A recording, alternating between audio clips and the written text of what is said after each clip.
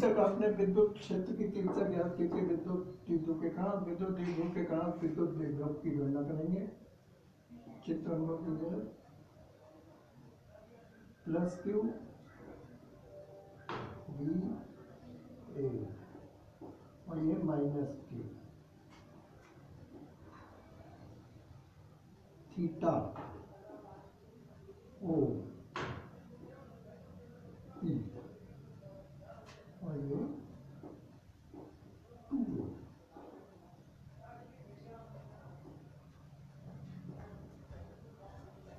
ए भी एक द्विध्रुव है जिससे के मध्य बिंदु से आर दूरी पर थीटा कोण पर हमको विभव ज्ञात करना है। बी को पी से मिला देते हैं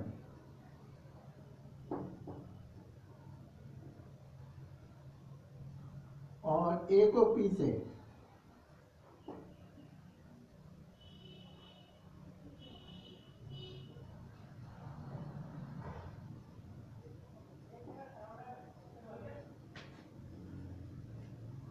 ये मान लिया हमने R1 और ये R प्लस क्यू आवेश के कारण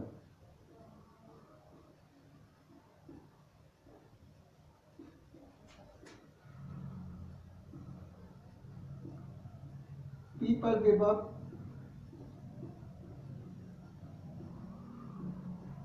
ये V1 बराबर के Q अपॉन R1 बिंदु आवेश के कारण विभव का सूत्र माइनस क्यू आवेश के कारण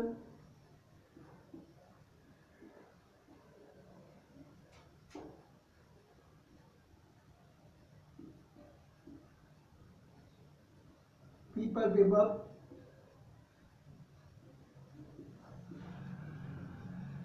ये होगा V2 बराबर के क्यू बटे R2 R1 प्लस क्यू आवेश से दूरी है, R2 माइनस क्यू आवेश से दूरी है। अब चूंकि क्यू ऋण आवेश है इसलिए विभव ऋणात्मक होगा। ये विभव ऋणात्मक या धनात्मक, ऋण आवेश के कारण विभव ऋणात्मक होता है। P पर कुल विभव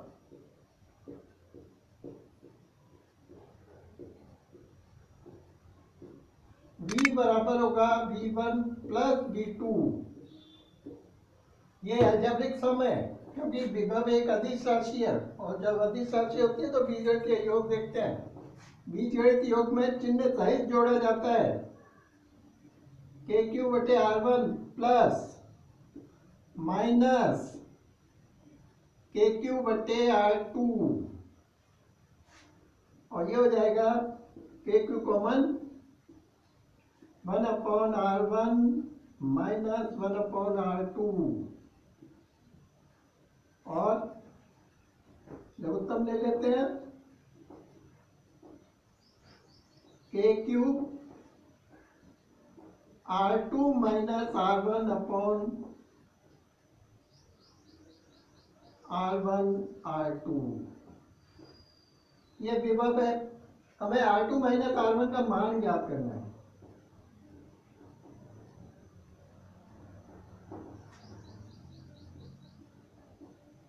कैसे करेंगे? इसके लिए हम लोग क्या करते हैं, दो तरीके हैं। एक तो ये कि इससे सीधा लंब डाल देते हैं, ये AL हमने क्या किया, B से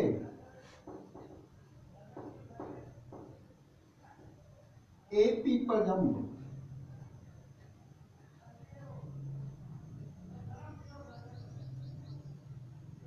BL डाला है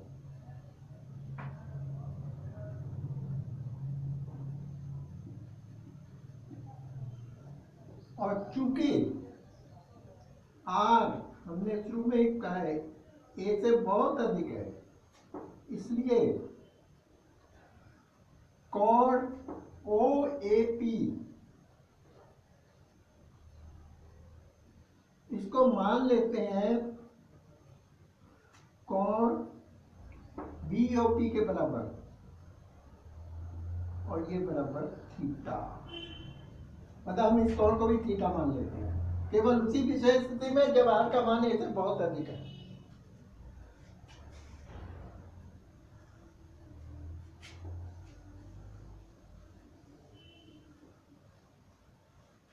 हम क्योंकि BL परपेंडिकुलर टू AP,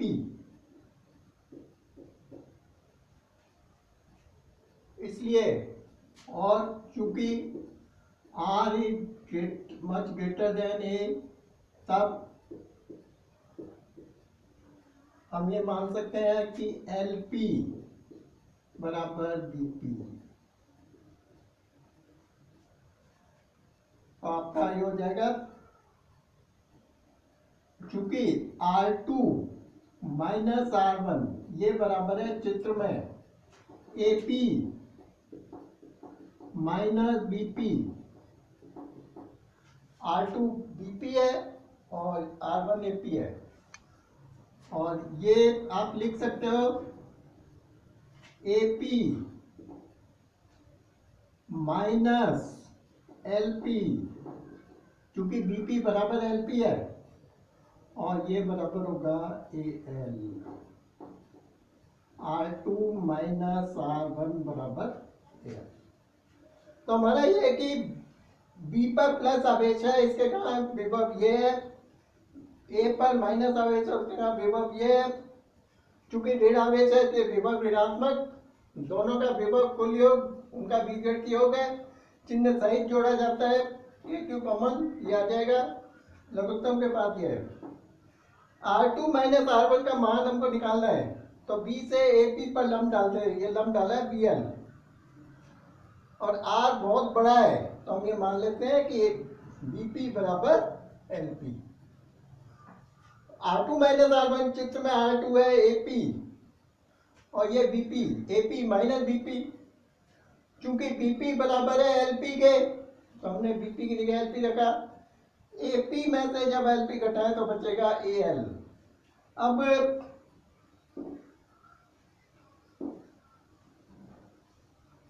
समकोण त्रिभुज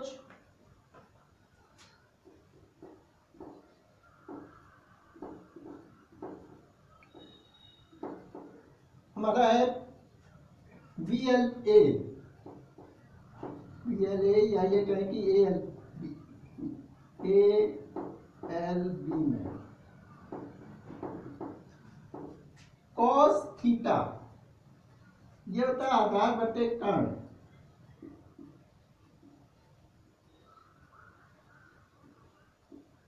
आधार AL, कर्ण है AB। समकोण के सामने वाली भुजा कर्ण होती है, ये 90 डिग्री है, और AL बराबर AB cos थीटा।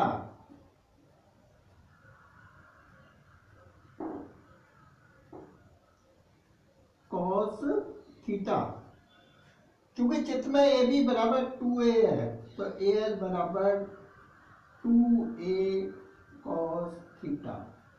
और यह मान कहाँ रखेंगे हम लोग, यह मान समीकरण 3 में,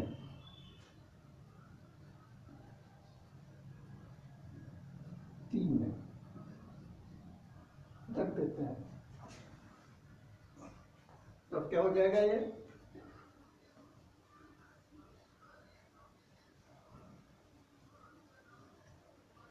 P बराबर KQ 2A cos theta upon R1 R2, और चूंकि R ग्रेटर देन ये, एक बार फिर हम बात करना है, तो R1 को R2 के बराबर और इसको R के बराबर ले सकते हैं। तो V बराबर होगा K Q गुणा 2A cos theta upon R square. या के पी cos थीटा बटे ये है द्विध्रुव के कारण विभव।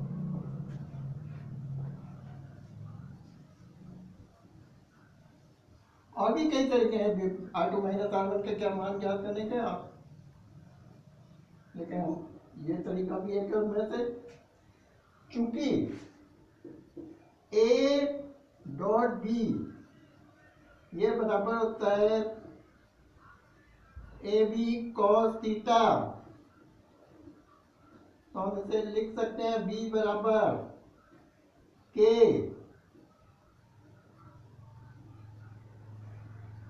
P dot unit vector r upon are square, क्योंकि ये इकाई सदिश है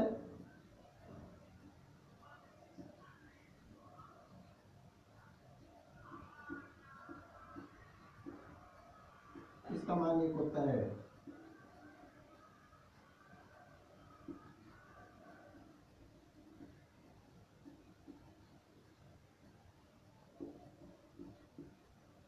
इसको इस तरह याद करते हैं सदिश में उसके परिमाण का भाग, इसलिए g के मान को आप इस तरह भी लिख सकते हो के क्यू k p dot r upon r की पावर टी।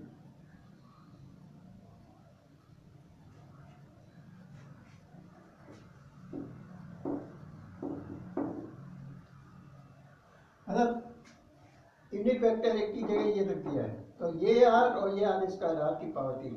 प्रश्न हमारा ये आता है विद्युत द्विध्रुव के काम विभव की गणना करो, इसे सदिश संकेत में व्यक्त करो। सदिश संकेत में आप इस तरह भी कर सकते हो और इस तरह भी कर सकते हो, B बराबर के पी डॉट आर।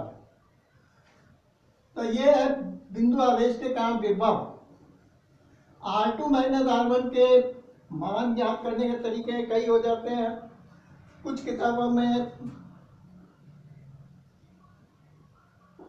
आपको ये तरीके भी दिए होते हैं कि आपने इसे आगे बढ़ाया है, यहाँ से लंब डाला है, यहाँ से एक लंब डाला है, तो और भी कई तरीके हैं, आपको जो बेहतर लगे वो से करो। अब बात आती है कंडीशंस की।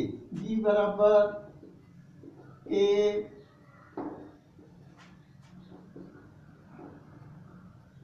पी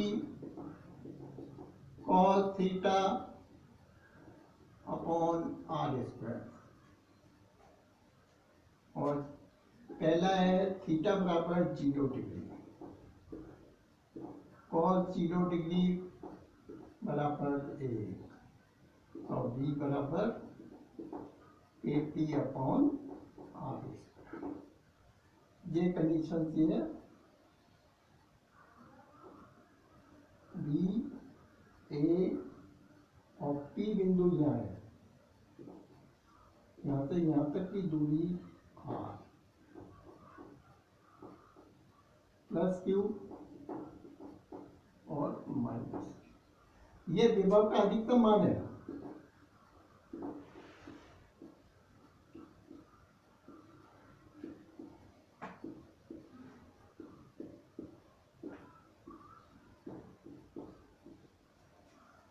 थीटा बराबर 90 डिग्री, या ये क्या है, थीटा बराबर 90 डिग्री, कॉस 90 डिग्री बराबर 0,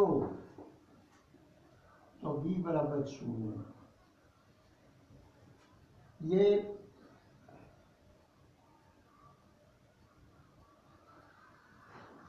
पी बिंदु 90 डिग्री, यहाँ ए बी प्लस क्यू और ए माइनस, इस केस में R1 बराबर R2 होगा। OP क्या बनेगा, वो भी निरक्ष है। तो इसका क्या मतलब हुआ कि द्विध्रुव के निरक्ष पर प्रत्येक बिंदु पर विभव का मान शून्य होगा। द्विध्रुव के निरक्ष पर प्रत्येक बिंदु पर विभव शून्य होगा। क्यों होगा? क्योंकि प्रत्येक बिंदु की दूरी समान होगी दोनों आवेशों से। मतलब यहाँ इस स्थिति में क्या है, द्विध्रुव के निरक्ष पर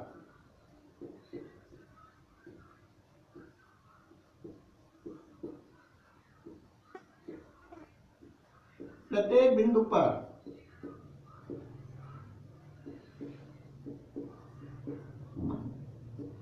विभव शून्य होगा।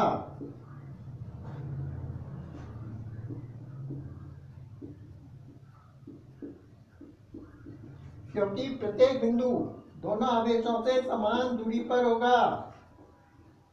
ये कारण है। निरक्ष पर स्थित प्रत्येक बिंदु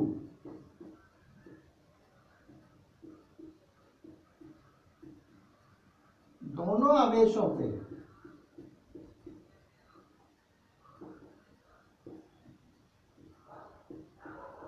समान दूरी पर होगा।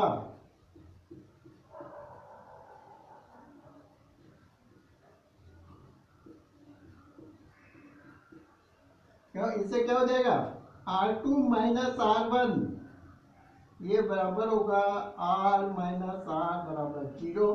आपका फॉर्मूला ये है के Q R2 minus R1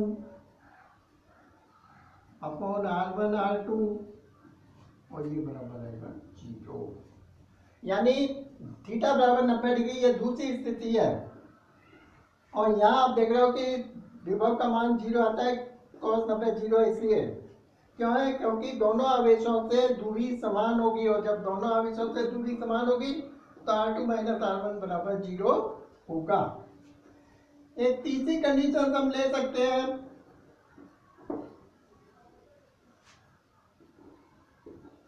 theta बराबर 180 डिग्री, cos 180 डिग्री बराबर -1, तो b आपका आ जाएगा k p cos 180 degree upon are square या minus k p upon are square. ये बिंदु यहाँ आएगा plus q minus q O, ये कोण 180 डिग्री।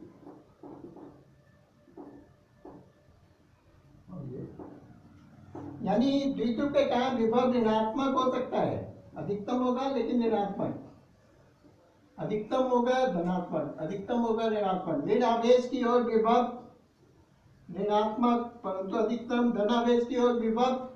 तो हमने ये देखा है विभव के द्विध्रुव के अक्ष पर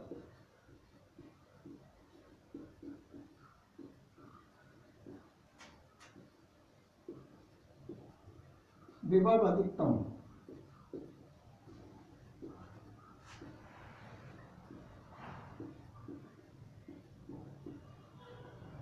इसमें दो स्थितियां हैं, थीटा बराबर 0 डिग्री धनात्मक और थीटा बराबर 180 डिग्री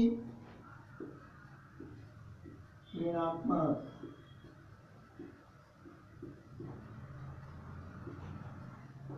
और दूसरा द्विध्रुव के निरक्ष पर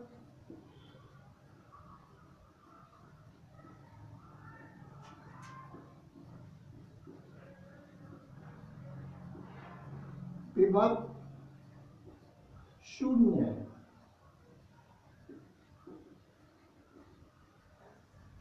मतलब अक्ष पर यहाँ इधर धनात्मक इधर ऋणात्मक है, यानी विभव धनात्मक भी हो सकता है और ऋणात्मक भी। अब जैसे एक सवाल है कि 2 माइक्रो कूलम आवेश को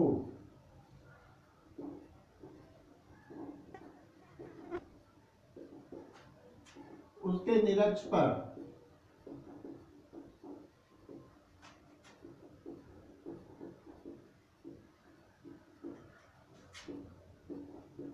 एक बिंदु से दूसरे बिंदु तक ले जाने में कितना कार्य करना पड़ेगा?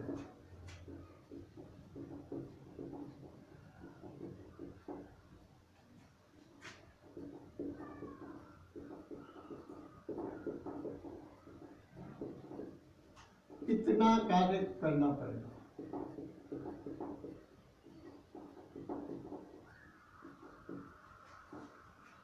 तो आप जानते कार्य की Q V2 माइनस V1,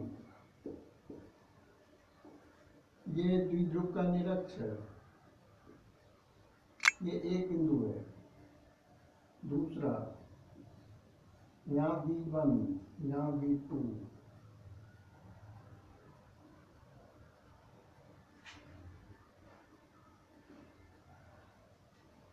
तो चूंकि V1 बराबर V2 बराबर 0 होगा, तो W बराबर होगा Q 0 माइनस 0 बराबर 0।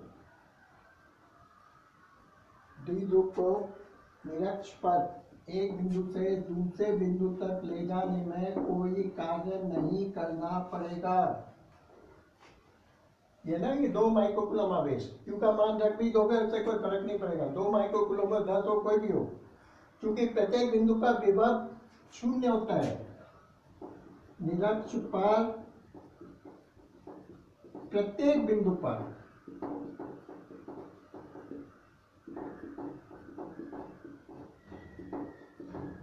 विभव 0 होता है।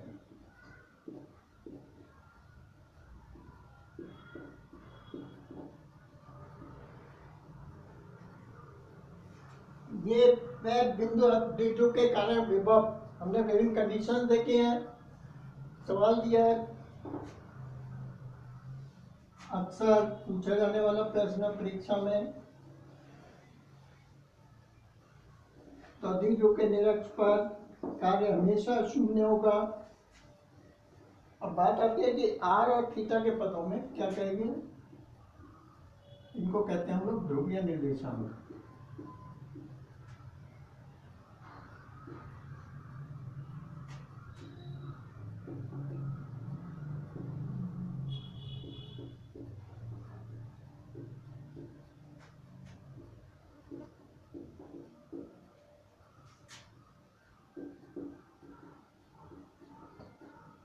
पदों में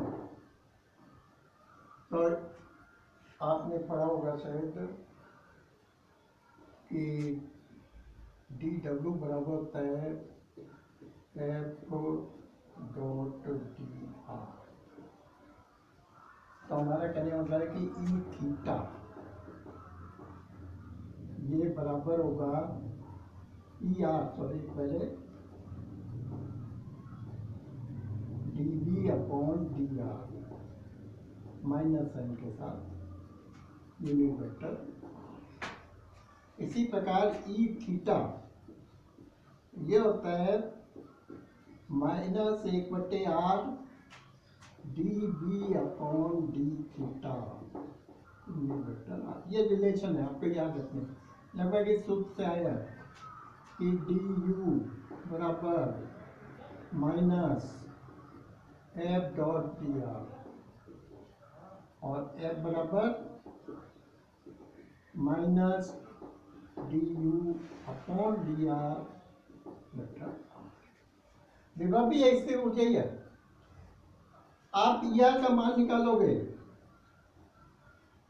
ये बराबर minus d upon d r, B का मान k P cos theta upon are square क्या हो जाएगा? के पी कॉस थीटा बाहर, डी अपॉन डी आर, इसे लिखते हैं आर की पावर -2, उसका समाकलन अवकलन होगा -2 आर की पावर -3। फॉर्मूला ये है।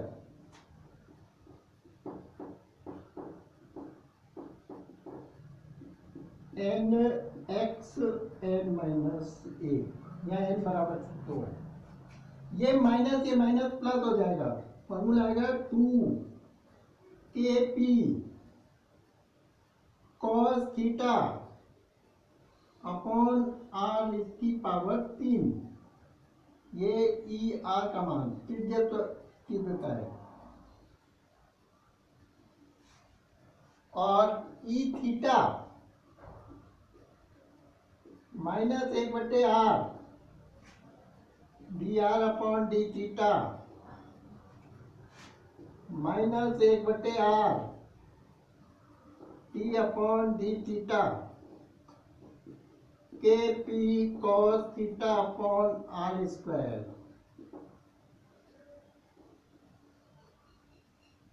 इसको इस तरह लिखते हैं, आर स्क्वायर बाहर -1/r की पावर 3 ऊपर के पी, अंदर बचेगा कॉस थीटा, और कॉस थीटा का अपकलन माइनस साइन थीटा होता है।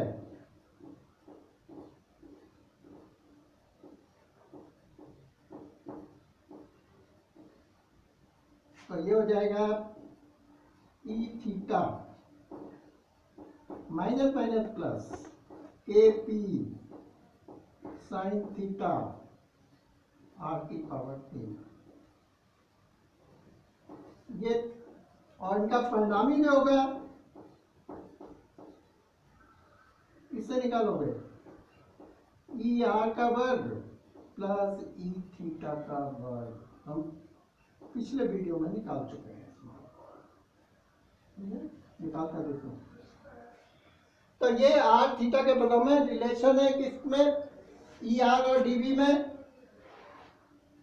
और ये दूसरा रिलेशन है। इनमें हमने v का मान रखा है, पहले इसमें रखा है।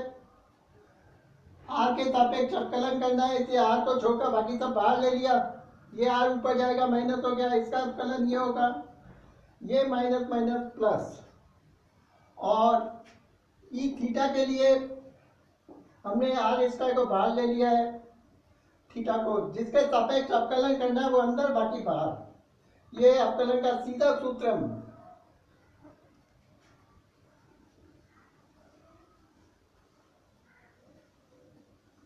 यह विद्युत दीपक है। अवकलन गणित, समाकलन गणित, ये तो 11वीं क्लास का पढ़ लेते हैं हम लोग। कुछ फॉर्मूले फिजिक्स में काम आते हैं, वो आपको याद रखने हैं।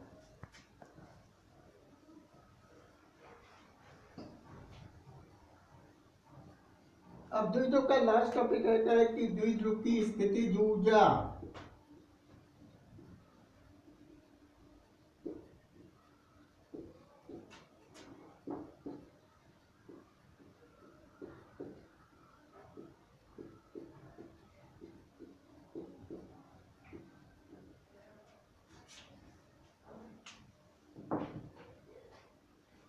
द्विध्रुव की स्थितिज ऊर्जा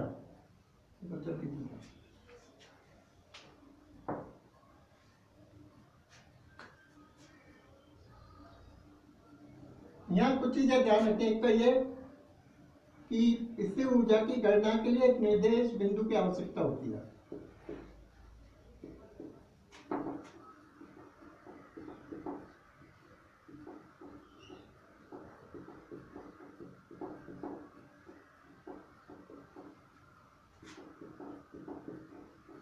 निर्देश बिंदु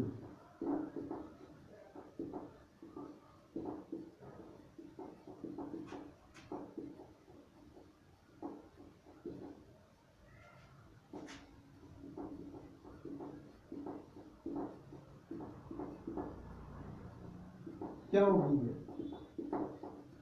वह बिंदु कहाँ होता है, रस पड़ता है।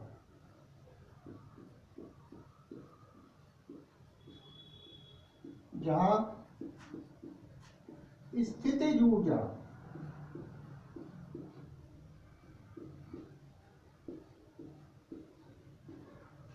शून्य मान लेते हैं।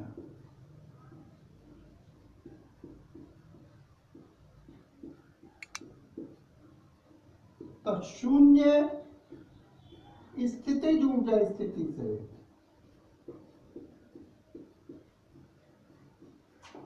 ऊर्जा ई स्थिति से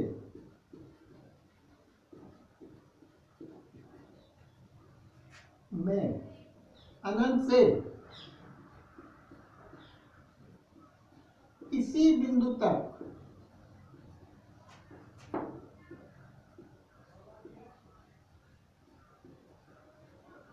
लाकर और उसे थीटा कोण से घुमाने पड़ता है।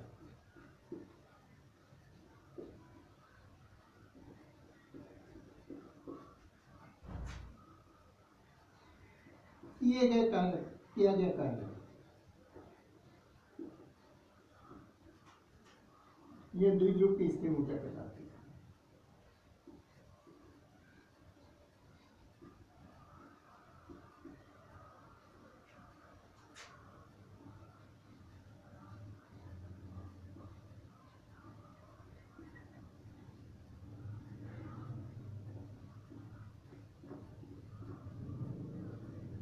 मतलब अनंत से किसी बिंदु तक।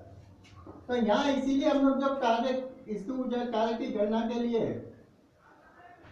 इसे 90 डिग्री से किसी बिंदु थीटा तक घुमाते हैं।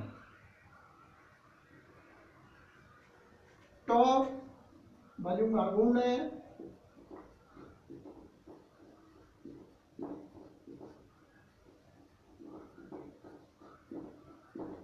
और कार्य ऊर्जा प्रमेय से ये स्थिर ऊर्जा बदल जाएगा।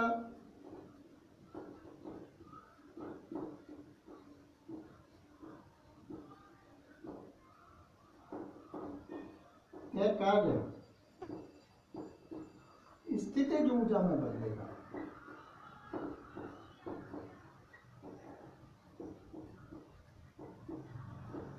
प्रश्न यह है कि हमने इसे 90 डिग्री से क्यों लिया है, ये बात में पहले तो ये ना कि स्थिर ऊर्जा गणना के लिए हमेशा एक निर्देश बिंदु की आवश्यकता होती है और वो अनंत पर होता है, जहाँ स्थिर ऊर्जा को शून्य मान लेते हैं।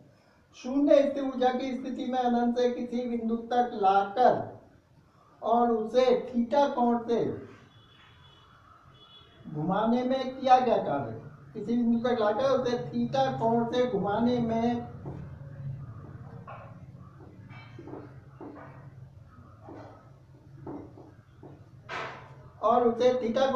में किया गया कार्य द्विध्रुव की स्थिर ऊर्जा कहलाती है। इसलिए हमने 90 डिग्री से लिया, क्योंकि 90 डिग्री की स्थिति में जब लाते हैं तो स्थिर ऊर्जा शून्य होती है द्विध्रुव की, किसी और की नहीं। क्यों होती है इस टॉपिक के बाद अंत में? तो ये हो जाएगा U बराबर W 90 डिग्री से theta PE sine theta D theta. PE बाहर 90 डिग्री से theta sine theta D theta, उसका समाकलन होगा माइनस कॉस थीटा 90 डिग्री से थीटा, और ये हो जाएगा लिमिट पुट करने पर माइनस बाहर ले लेते हैं, थीटा की जगह पहले cos theta minus cos 90 degree. चूंकि कॉस 90 डिग्री बराबर 0 है तो u बराबर होगा PE कॉस थीटा। ये इससे ऊर्जा द्विध्रुव की जो माइनस ऋणात्मक है।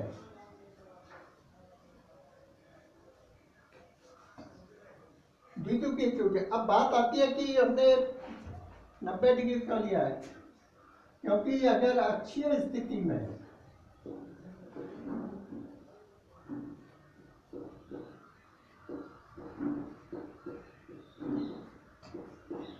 ये प्लस Q माइनस Q ये 2a,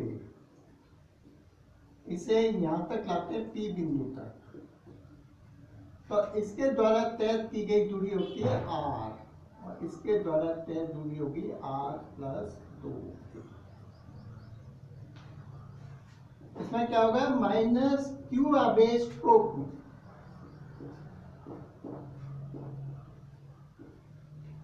+q आवेश की तुलना में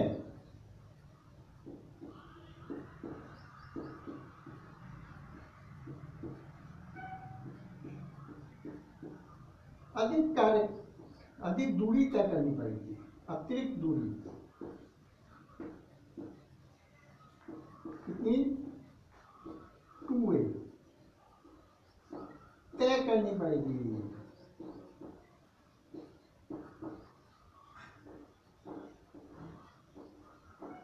चित्र में आप देख रहे हो, इसने r दूरी तय की, इसने r+2a दूरी तय की है। ऋण आवेश को अतिरिक्त कार्य करना पड़ेगा,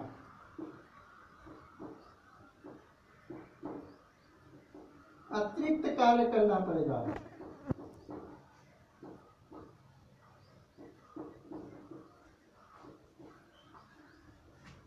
करना पड़ेगा, और ये कार्य होगा W बराबर -PE, P पर थीटा कौन से घुमाने में कार्य,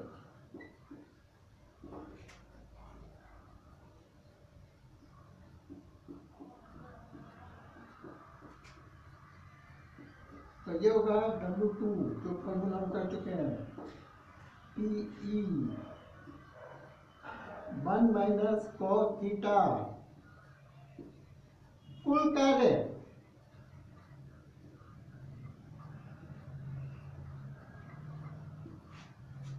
-PE + PE 1 - cos थीटा, और ये होगा -PE cos थीटा। ये कार्य से ऊर्जा मिलेगा, ये फॉर्मूला। ये तो तब है जब द्विध्रुव को अच्छी स्थिति में ला रहे हैं, उस समय अनंत से ला रहे हैं, तो इसके द्वारा दूरी r तक, तो ये r+2 है, तो इसे ज्यादा कार्य करना पड़ेगा, और धनावेश को कम कार्य करना पड़ेगा, कम दूरी तय की है। कार्य ऋणात्मक होगा, क्यों होगा, क्योंकि ऋणावेश अधिक कार्य कर रहा है, ऋणावेश द्वारा कार्य अधिक हो रहा है, इसलिए ऋणात्मक आएगा कुल। निरक्षीय स्थिति में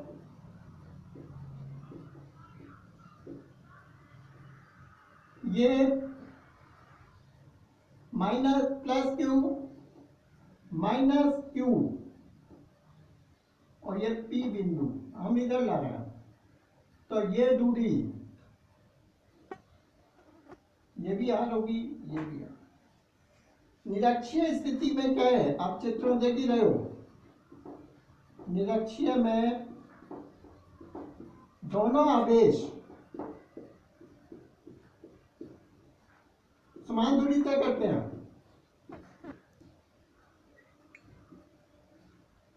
समान तय करते हैं।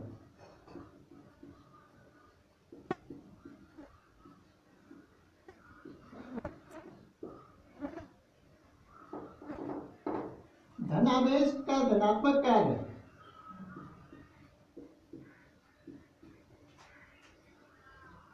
धनात्मक कार्य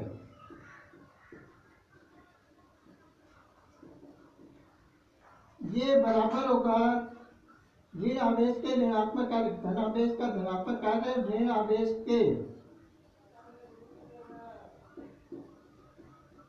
ऋणात्मक कार्य के बराबर होगा।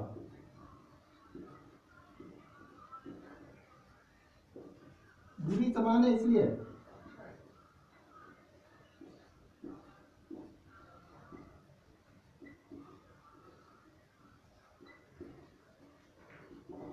तो यहाँ W1 जो होगा वो 0 होगा, और W2 ये है PE,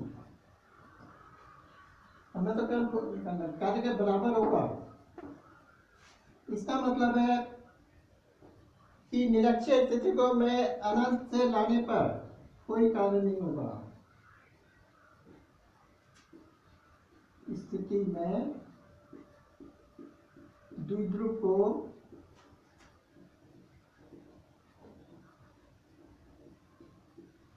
परिणामी कार्य शून्य होगा।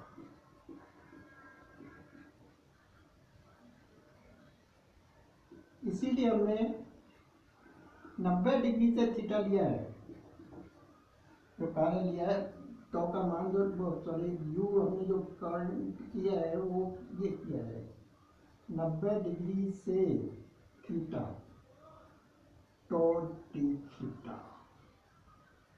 हमने 90 डिग्री से इसीलिए लिया है क्योंकि ये कोण 90 डिग्री है। और 90 डिग्री की स्थिति में स्थिर ऊर्जा शून्य होगी।